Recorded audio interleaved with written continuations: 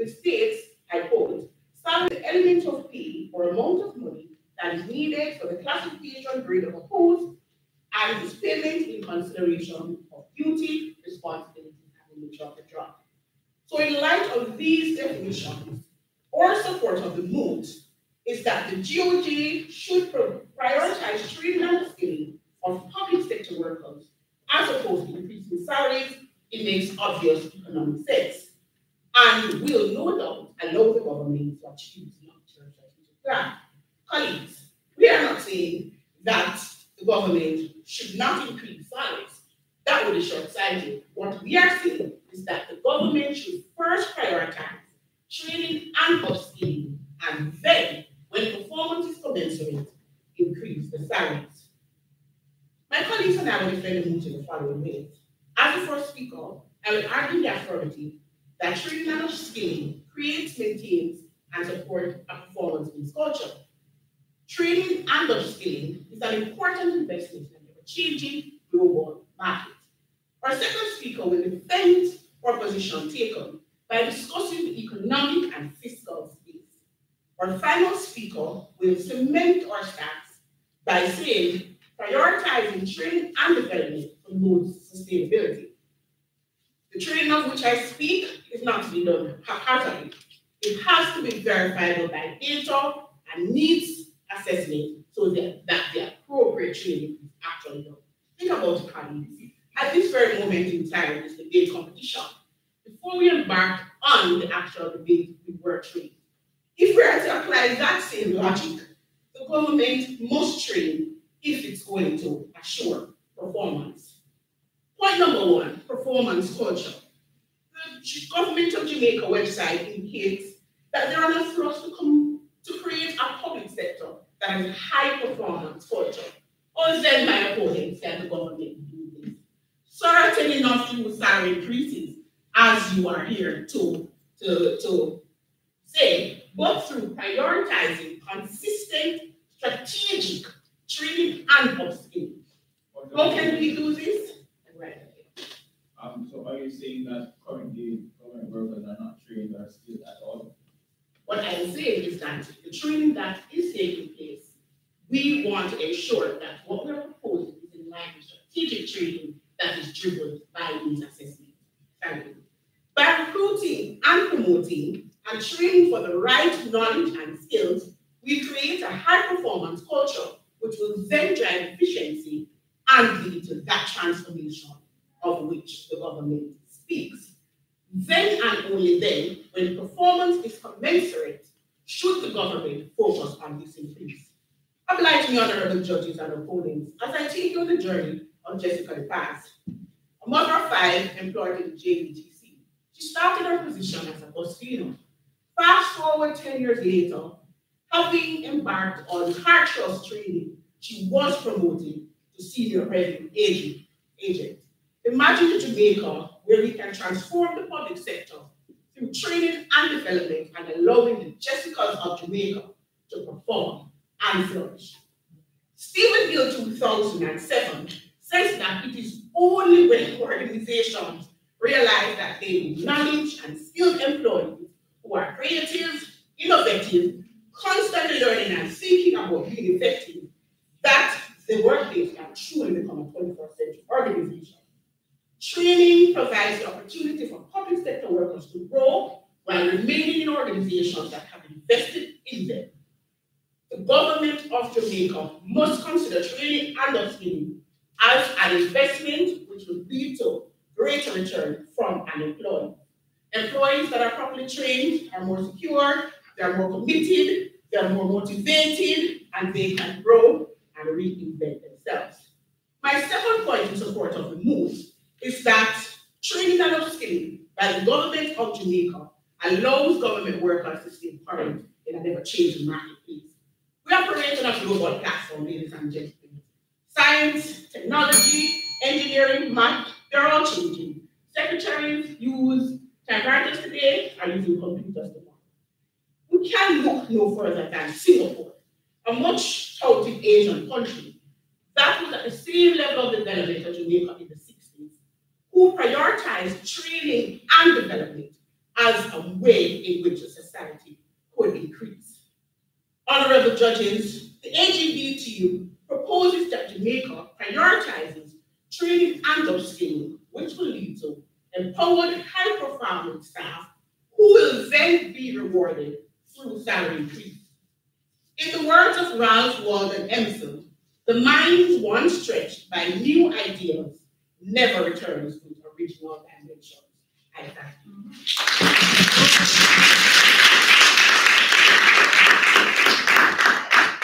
We invite to thank the first speaker from the opposing team for opening this debate. We now invite the first speaker from side opposition to table a response.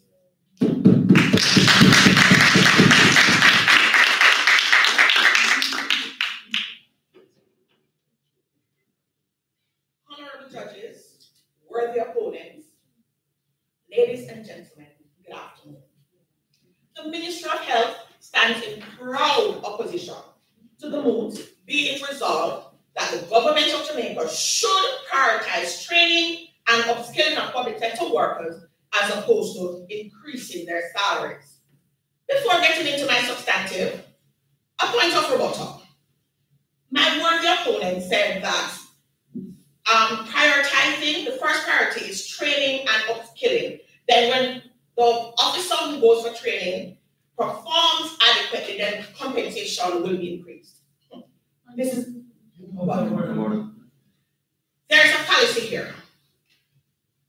My opponent is assuming that once the officer goes to training, that officer will have a chance to actually work in the area they were training. Many persons I've come across who have gone for training, upskilling, and they're still in their substantive post, frustrated, cannot move on. As first speaker, it is my job to diagnose a problem by pointing out the inherent problems in training our workers for export. I will also speak to the poor prioritizing of economic outcomes, as well as the need to boost productivity and efficiency in the public sector by retaining the best talent. Judges, this can only be done by paying people more. The second speaker will administer the medicine by pointing to the fact that money is the most powerful incentive that can be given in Jamaica's unique economic constraints. He will also bring to the House the overwhelming evidence that suggests that more money or an increase in salary is the solution to the problem. The third speaker will discharge the patient by pointing to the possible reduction in corruption among those in the critical services, such as the police and customs officers. And the savings that can be accrued from this would or could go towards funding the increase in salary. Go ahead. All right, you said that only through increasing salary can we have output. I would like you to share with me the data that supports that. Secondly, you spoke to my point of compensation. I actually spoke to salary as defined by the public sector compensation support. I'd like you to support. Okay. First, in fact, I didn't say that to get output, you have to increase salary. What I'm saying is increasing salary is critical because persons take Maslow theory of motivation. There's no way you can train a person, if they're worried how they're going to pay their bills. Where is that going to go? They're going to be frustrated and not going to be able to perform efficiently. So, based on that, we are saying that if you pay people, they will definitely self-actualize and they will train themselves. At the end of this debate, honorable judges, you will have a clear understanding why the Ministry of Health deserves to win. Ladies and gentlemen, the doctors are in the house. The problem we seek to correct is low efficiency and productivity in Jamaica's public sector. Judges, the reality is public sector workers are leaving the sector in unprecedented numbers. We on this side can speak to the worrying trends in the nursing industry. Over the last 5 years, we spent approximately $49.64 million in training for 146 nurses in critical care and 23 left for more advanced economies. In fact, in 1 year, that is last year, in one health institution alone, 50 nurses left, while we have patients sitting in waiting rooms unable to access service. Judges, so why did they leave? In spite of the fact that Jamaica has some of the most qualified and well-trained nurses in the region, indeed, in this hemisphere, the entry level for salary for a nurse in Jamaica is approximately $1,130,876. While in Canada, it is Canadian $41,083 annually. And when you translate that in Jamaican dollars, that's $3,792,813. That is 3 times the salary they get here. Lord, I want to be a nurse so that I can get 3 times my salary too. Judges, these nurses took the training that the good people from their Accountant General Department is recommending in lieu of increased salaries. They packed their bags and they left. We have been trying the solution for years and it has not worked. All we are doing, ladies and gentlemen, is training our workers for this sector, rejected, using taxpayers' money for them to be exported to larger economies. Judges, we want to put a stop to this. Specialist trained doctors in oncology cost the government over $200 million and 30% even the sector for UK and US and other countries. In fact, in one case study that was reviewed by our permanent secretary, there was one doctor who said that the company that's going to employ him is willing to pay the government for his bond. That is how trained they are. That is how skilled they are. And that is how in demand they are. But that is how poorly paid they are. This type of investment, honorable judges, is unsustainable. Investment without the right remuneration is a fallacy. Ladies and gentlemen, even if we take the Accountant General Department at their best, they cannot win this debate. Their proposal amounts to a poor prioritization of economic outcome. Judges, ladies and gentlemen, what I have said, I have proven to you that if we are to accept the Accountant General's proposal, we would be training our workers for export. I have shown you how the proposal is poor prioritizing of economic outcomes, and I have given you the information as to how we can retain our talent to boost our economy. I rest.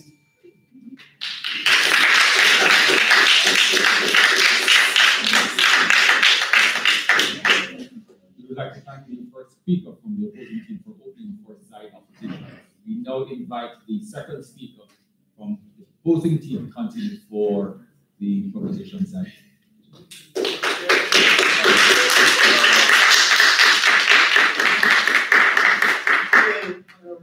My worthy opponents and colleagues. As a matter of fact, the truth is yes, they're uneven. Yes. The Prime Minister indicated and Jonas that there is an inextricable connection between the efficiency of the public sector and the efficiency of the private sector. He said they're going to try. The process that we are envisioning, which is through training, is that the private sector will become the engine for economic growth and job creation and will absorb some of the public sector persons that have the relevant skills of training. So they are indeed leaving. But are they skilled to be absorbed in the public sector? Colleagues, here it is. Training aligns itself with the government priority for public sector transformation. The GOJ has repeatedly stated the need for the public sector transformation to be a project that is given priority. This has been demonstrated through the increase of over 80% to the public sector transformational program. Minister Nigel Clark said that it is critical, needed for the upskilling of public sector workers in his JIS forum on the 14th of February 2019. He said as the public sector transform, it will require new skills in a new era, and therefore this is important for upskilling. Continue, go ahead. In that same article, the Minister Clark indicated that in order for the public sector to be efficient, they needed to pay their workers what they deserve. Yes, he did. And I will answer that. Yes, he did. Yes, he did. He did. I agree, he did. He did.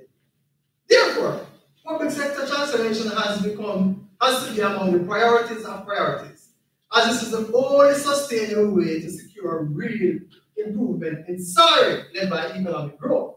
Now, when we talk about economic growth, Senator Arvin Hill, who is the ECG chairman, in an article dated January 26, 2018, as they say that the ECG shifts here, he speaks about two direct variables, the implementers and the enablers. He said the implementers are the private sector persons, and the enablers are the persons working in government, administration, departments, and agencies. And therefore, if the implementers are willing to implement, the enablers must have the requisite skills and knowledge to allow them to implement. And it is to this extent that the Minister of Finance, Nigel Clark, in December, allowed 40 of his technocrats to go on training through engagement with the IMF. Now, look where these persons came from. BOJ, which deals with the monetary policy, the Auditor General, which reviews policies, the Ministry of Finance, who deals with the fiscal policy, and the PIOJ, who deals with general government planning of Jamaica. The minister saw the need to upskill and train these persons to allow them to enable the implementers to implement. He stated this definitively, that it is only through this means that we can develop local capacity to independently design and analyze policies that can use to facilitate this kind of growth. Additionally, the government has initiated several other training programs, accreditation training in the public procurement that was granted by the University of Jamaica. Jamaica's first e-learning framework is being now developed at mine. My colleagues, when there is a desired state, the public transformation, and there is an as state, as we are now, the only thing that can bridge that gap is training, not compensation. Prioritizing training will not grow the economy. Prioritizing salary will not grow the economy. It can only be grown through training and the upskilling of workers. Secondly, the reality is the fiscal space just does not allow. In that same article, when the Minister of Finance indicated that the need for salary increase is there, right below that, he said, but the reality is the fiscal space just does not allow. So that was the second sentence needed. Point of information. Give me a minute. To facilitate the salary increase, from Prime Minister Bruce Golding, in his article Transformation and Compensation on January 14, indicated that this will put a fiscal imbalance there. We will have to get additional tax revenue, and this will also put us into borrowing, and the purchasing power will fall, and therefore the government will see itself borrowing again. We want to go down that street again. To protect from this, listen carefully, the FAA Act, Section 48B2, stated explicitly that any revenue or expenditure measure which poses a risk to the achievement of these targets will not be adopted without identification and implementation of requisite offsetting measures.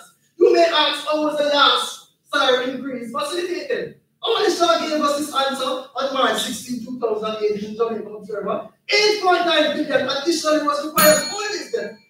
4.7 came from contingency provision. Suppose we had a high one that year. Huh? 2.4 billion came from relocation, schools to expend, nurses to get paid. Additionally, 1.8 billion from additional revenue. Clearly, this method is not sustainable.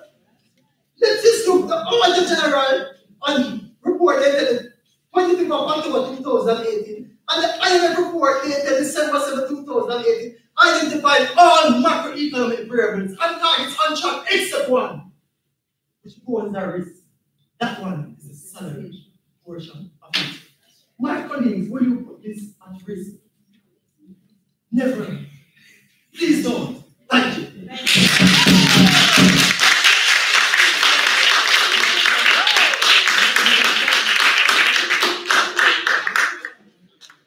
We would like to thank the second speaker from side opposition for that very spirited contribution.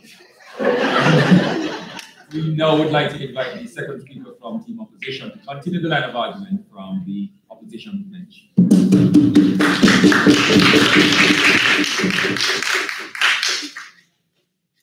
Mr. Speaker, ladies and gentlemen, just before I get into my presentation, I wanted to address an issue that arises in your presentation, Mr. Speaker. You mentioned that we are not in the fiscal position at this moment to deal with an increase. However, you are in the fiscal position to train these members. Are you now saying that we must leave them frustrated after training them? What do you plan to do with them? It is kind of ridiculous, the conversation that you're leading towards. I am here, ladies and gentlemen, to crunch the numbers and to prove to you that money is by far the most powerful incentive one can offer in Jamaica's unique economic climate. You see, Mr. Speaker, if we lived in a society where the purchasing power was high, and if we lived where the purchasing power was strong, then by any means we would be able to grow. We would, not at this time, we would be more than willing to agree with the arguments presented by Team Proposition, but we do not live in that reality. We do not live in Sweden.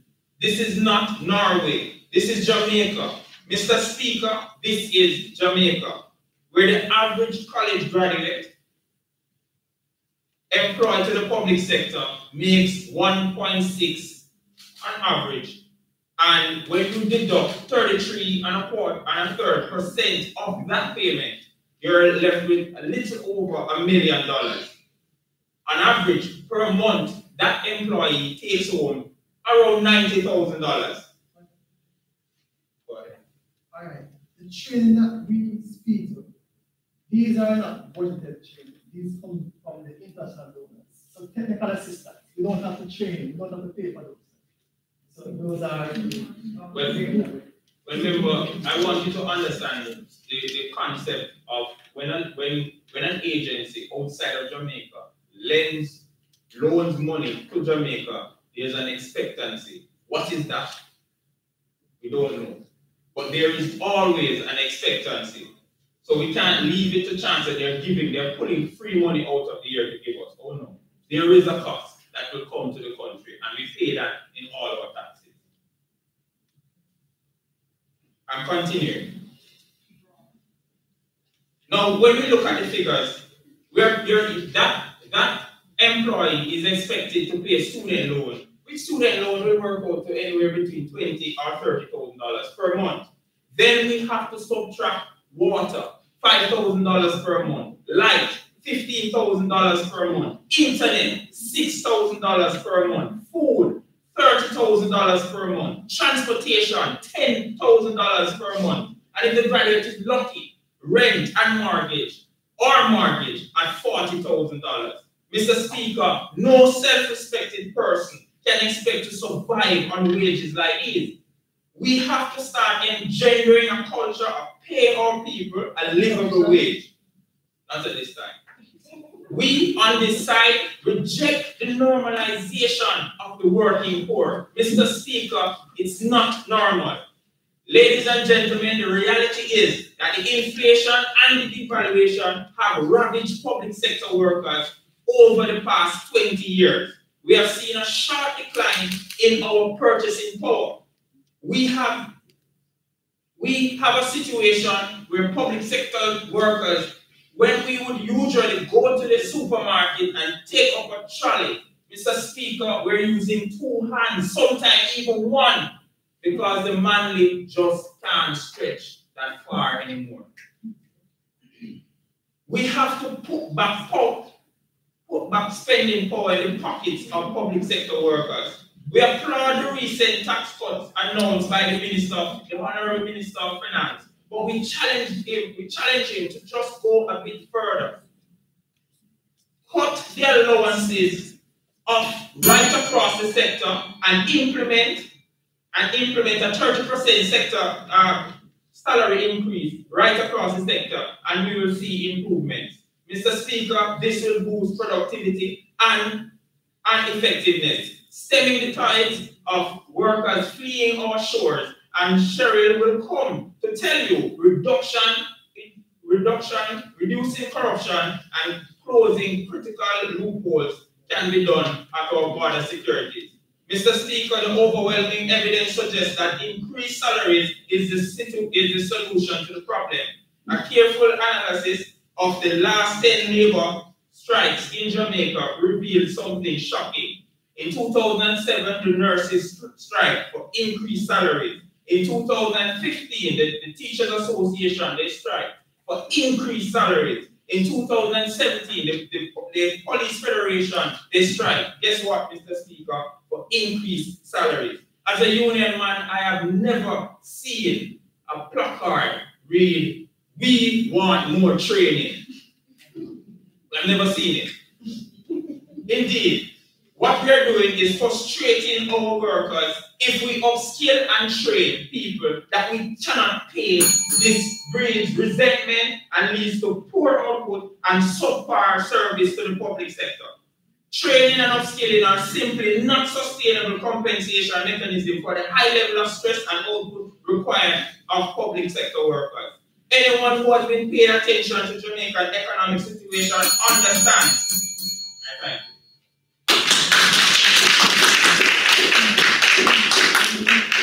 We would like to thank the Honourable Second Speaker from Team Opposition, and we now invite the third Speaker from Opposition to continue the substantive arguments for.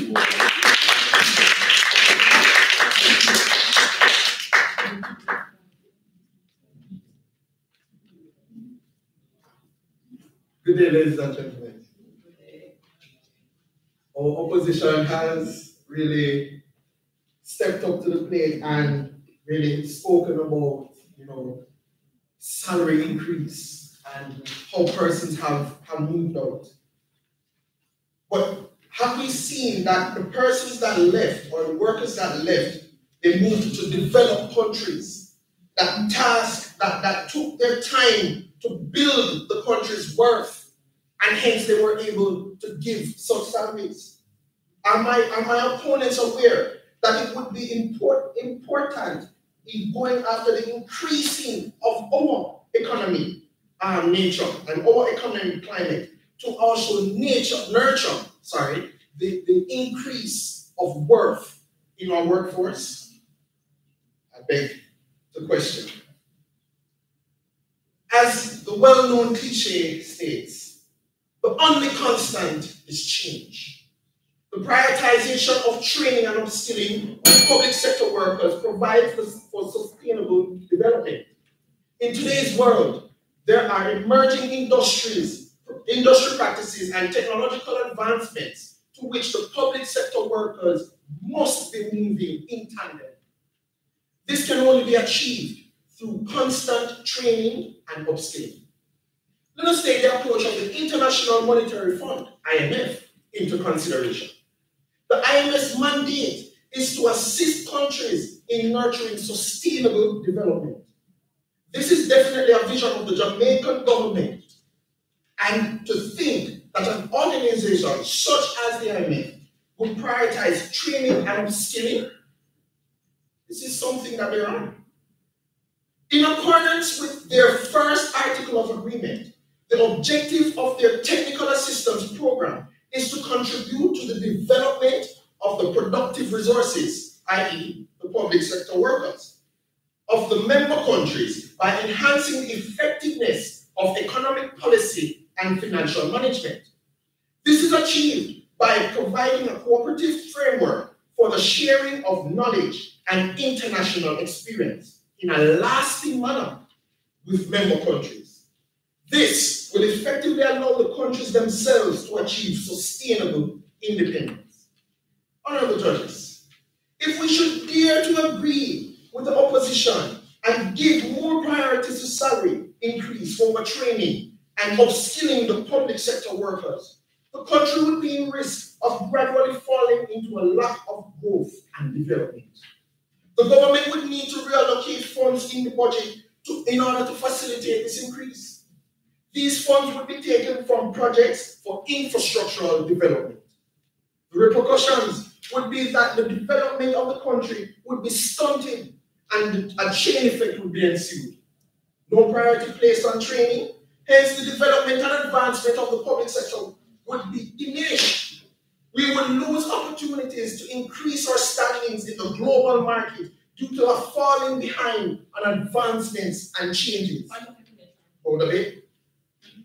The country's workforce would gradually lose value like yesterday's news. The local economy would eventually decay as the decline in productivity would fail to facilitate the increase in salary. We would sadly miss out on Jamaica's Vision 2030, which possesses goals to empowering Jamaicans to achieve their fullest potential and create economic prosperity. This, ladies and gentlemen, is not a desirable outcome. I'll accept your point of view. Alright, so you're saying that the government has some things that they need to put into place to build the country. Yes. And while they do that, the mass of the population or the mass of the public sector must suffer and be frustrated while there's widespread corruption, widespread wastage. What I'd love to say is that it takes time to build. If we emphasize self-gratification, we lose out on the greater benefits. I'll continue. Instead of focusing on the amount in our pockets, let us concentrate on the worth of ourselves. The prioritization of training and upskilling promises to lead to sustainable growth, which in turn will give sustainable independence. We are resolved that it is better to prioritize the training and upskilling of public sector workers versus increasing salary.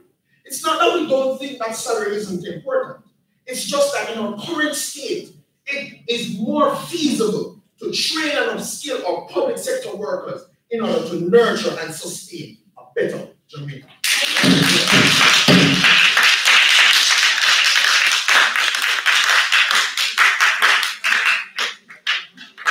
Thank you very much to the third speaker for closing the substantive arguments for team opposition. We now invite the third speaker to close the substantive arguments for side opposition.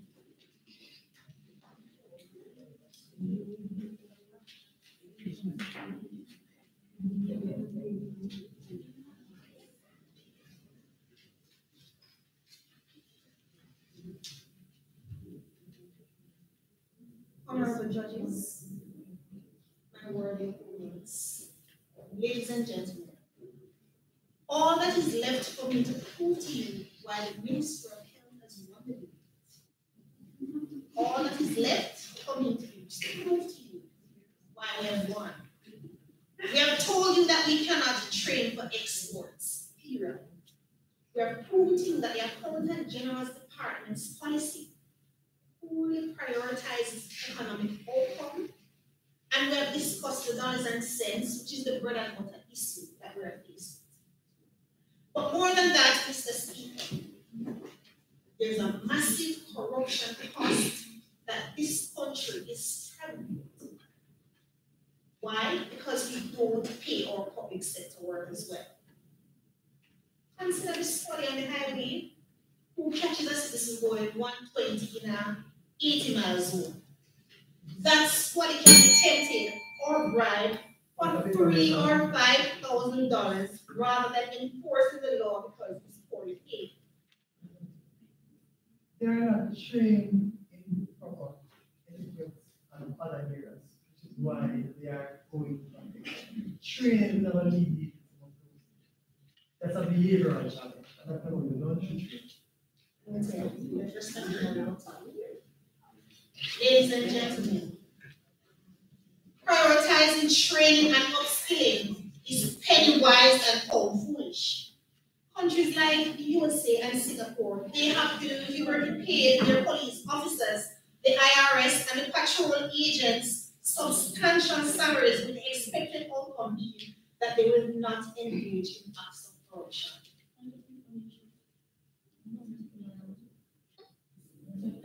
Okay, just focus on Singapore. Both the business suggest that Singapore prioritizes training and education, and that is how they flourish. So, explain the point you're making.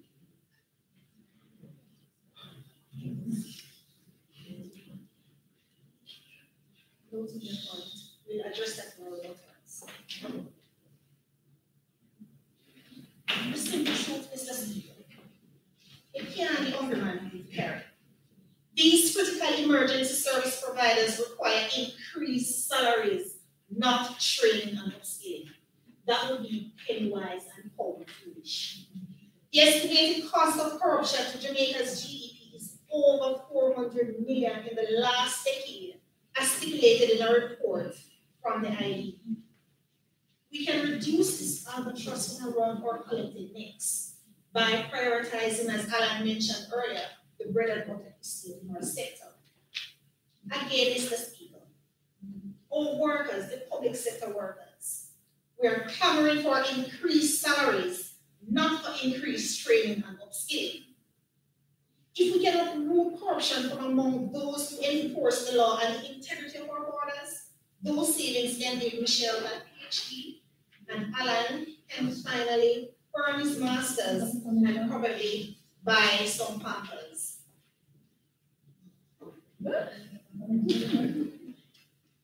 Truth is, there are over 175 allowances across the sector, which is not evenly distributed across the salary scale, that is. But if we boost salaries across the board by a 30% increase, then it will become more equitable and everybody will benefit. This is about people, Mr. Speaker, and we on this side put the immediate needs of our people first.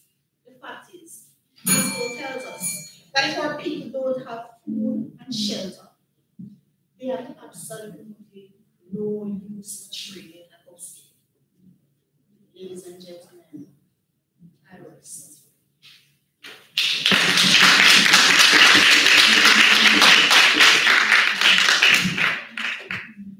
Thank you very much to the third speaker for closing the substantive arguments for team opposition. We will now pause for 60 seconds to allow teams to gather their thoughts, and after which we will invite the opposing team to reply first, and the opposing team will come second, and we'll close this debate with 1 minute start.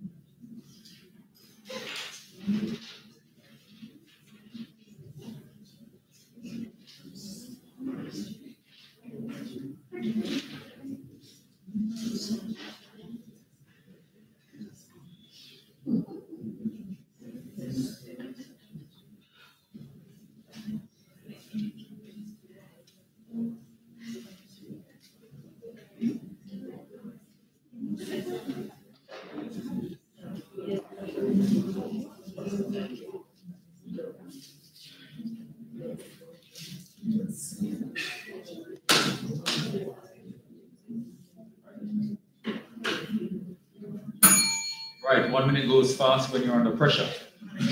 We now invite the reply speaker from team opposition to table a rebuttal.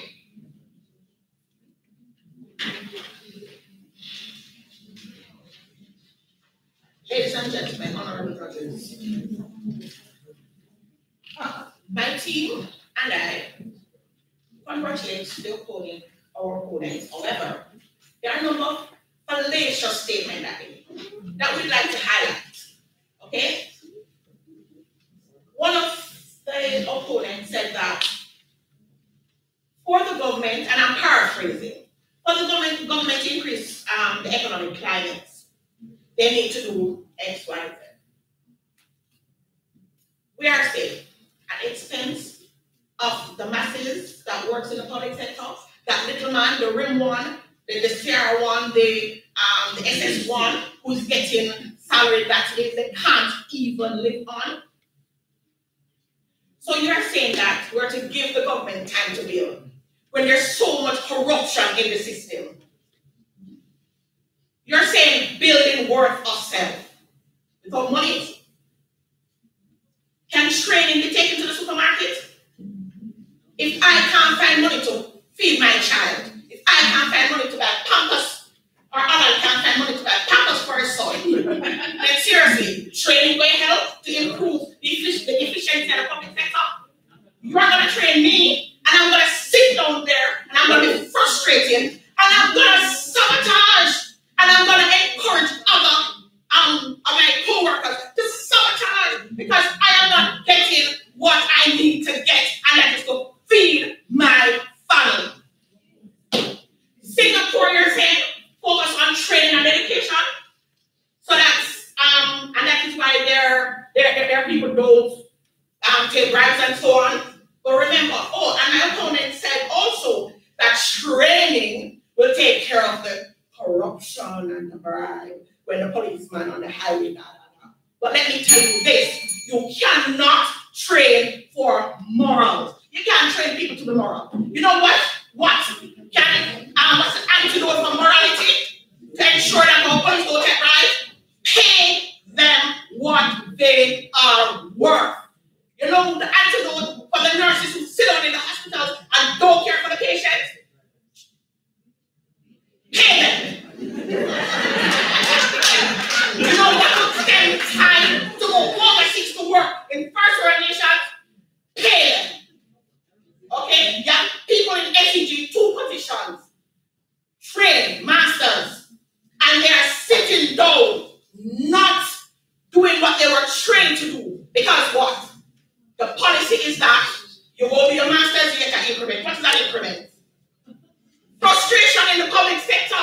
How are you going to modernize and improve the public sector if the people are not comfortable? Pay the workers.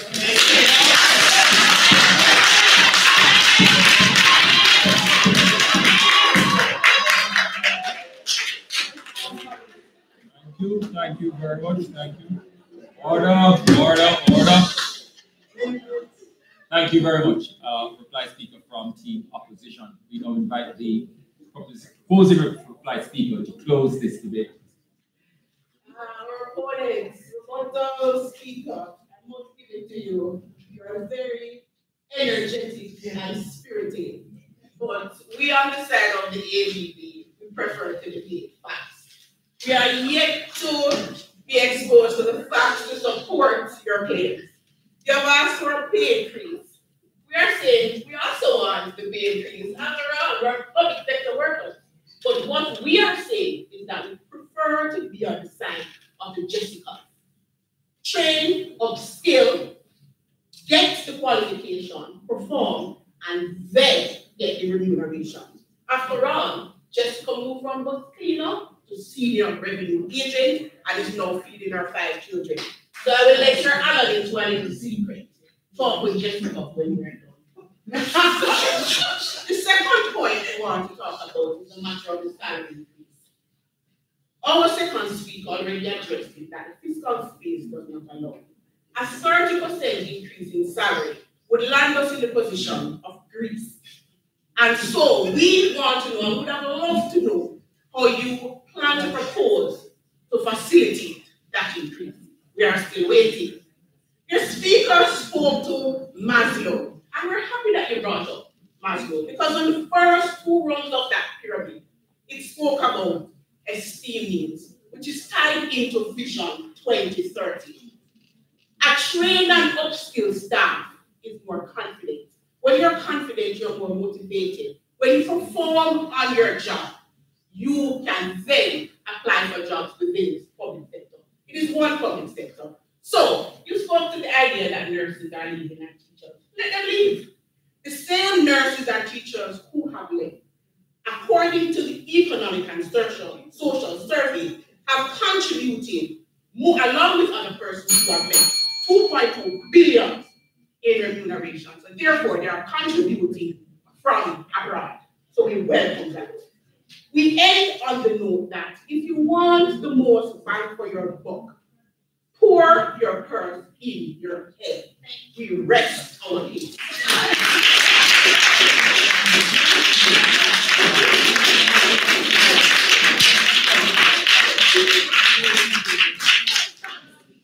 you very much to both teams. We now invite the teams to cross floor and shake hands while the judges deliberate.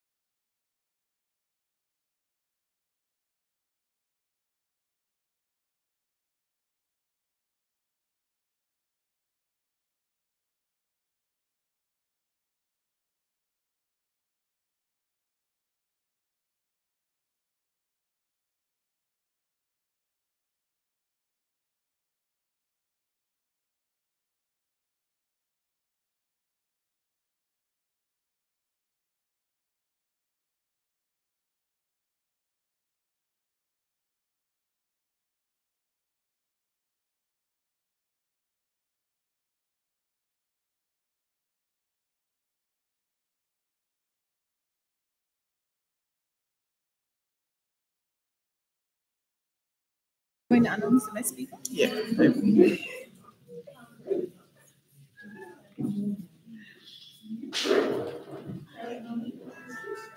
Are we having both teams? Again, can we just give both teams a round of applause?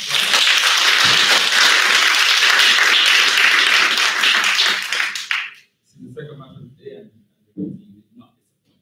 The judges had a very spirited debate amongst ourselves too, because we thought they weren't entirely sure where the cookies were going to fall. But we eventually got to consensus, and the scores actually reflected the decision that we got to. Again, I'll try to be as thorough as possible while going through quickly what the salient things to this work. So just a reminder, the motion before this House will be resolved that the government of Jamaica should prioritize training and upskilling of public sector workers as opposed to increasing their salaries. So we had the first team proposition coming up, and again, gave it regular definition that we thought challenge came from opposition. And she said the problem that we're effectively trying to solve is the issue of low productivity and efficiency in the public sector. And she spoke specifically about some of the mandates tied to the public sector transformation program, as well as Vision 3030. So that is the world that she painted. We had agreement from side opposition that yes, we agree. There is that problem of low efficiency and productivity sector. Now, the main point that really came up from the first speaker's kind of argument was just that training is used to drive a culture of performance, and this was a mandate for the government of Jamaica, and spoke specifically to this idea of creating a strategic training initiative that was based on the needs of the public sector. So again, we thought that was actually very clever. We would have liked for there to be a little bit more articulation around what that could potentially look like. This needs-based training analysis that you do at the front, and then make sure that the training will be very tailored. We like the example of the Jessicas of Jamaica that came from that AGD woman that moved from bus driver to revenue, moved up from revenue officer as a result of training. So more broadly, we saw how that could be a model that could be credibly applied across the public sector. Opposition in response came up and they said, we understand and we accept the problem that you've painted, and we do agree there is an issue of low performance and efficiency that is rampant across the public sector. But we do not believe that this can be solved by training alone. They talked about the fact that what we will essentially be doing is to be training Jamaican workers for an overseas market. And they spoke about the particular situation with nurses, where we see our specialist nurses being trained and moving away to a more lucrative market. So based on that analysis, training has to also be commensurate with an increase in salary.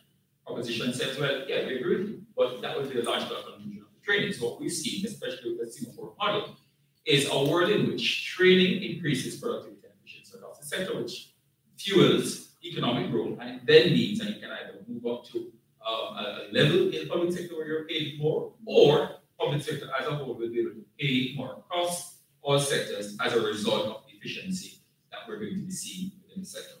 So we saw that argument, we saw it as a logically conclusive argument based on the picture that was painted. At their best, the opposition said, if we take you at your best, what you are going to be doing is poor prioritization of economic outcome. Again, we didn't necessarily see that was going to be the outcome for the government or the proposition's case. What we saw was increased economic benefits as a result of greater efficiency and productivity based on the needs-based training that they were proposing. Some of the other ideas that came out was that training by itself is aligned with the public sector transformation program, as I said earlier. And actually, I found the information which was quite interesting. So in the second speaker's presentation, he was talking about, I think an article that I just made mention to, and a bunch of information came and said, well, yes, in that very same article, The team also said that what needs to really happen is that public sector workers must also be paid what they deserve. But then the article also found, which we thought was actually a really good response, that the article also went on to speak about the fact that in an area or in a world where there were scarce resources, that the priority has to be one of training, which in turn will fuel economic development. So this idea of prioritization, it was not that the government or the proposition was saying training was not important, or salary increases was not important, but that could not be the priority in a context, in a context where you had scarce resources. So based on all the arguments that came from team proposition, we thought that they, in this particular case, did a better job of defending.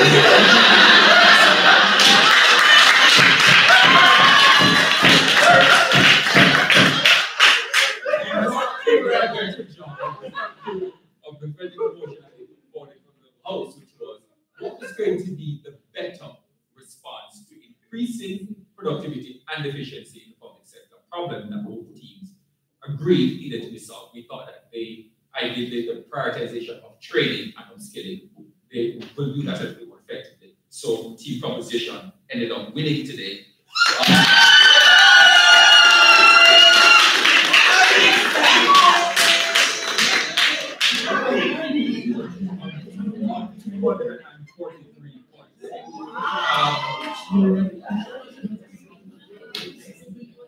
Some of the things that we discussed as judges was this idea of throwing money at a problem we didn't see long term, how that would resolve the problem that you both are creating. How will this in turn increase productivity and efficiency? We saw that you said that, obviously paying well, paying the public sector well, will attract and retain the best talent and will increase performance.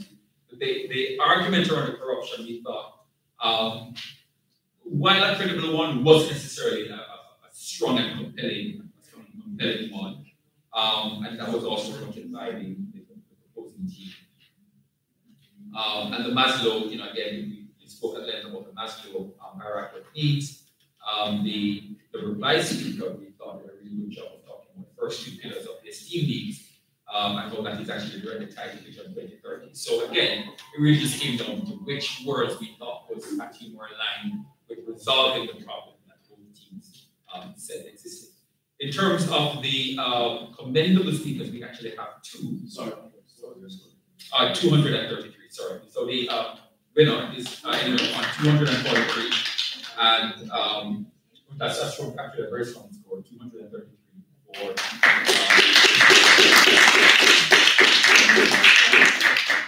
for the opposing team. Commendable speakers we have as the first speaker. We have two commendable speakers. First speaker from the opposition team. That is and we also have the third speaker from the opposing team. That's right. That is the Cheryl Morgan. Oh no. Opposing team, I'm sorry. Jelani. Right, so the third speaker from the proposing team, Jelani Bro, and third speaker on the opposing team, which is Carrie Ann Holmes. And the best debater in this match was awarded to the second speaker on the proposing team.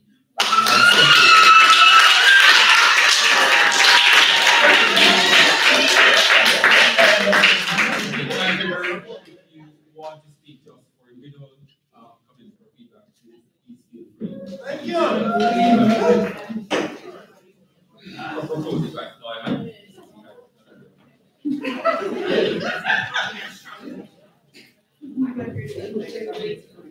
Oh my God.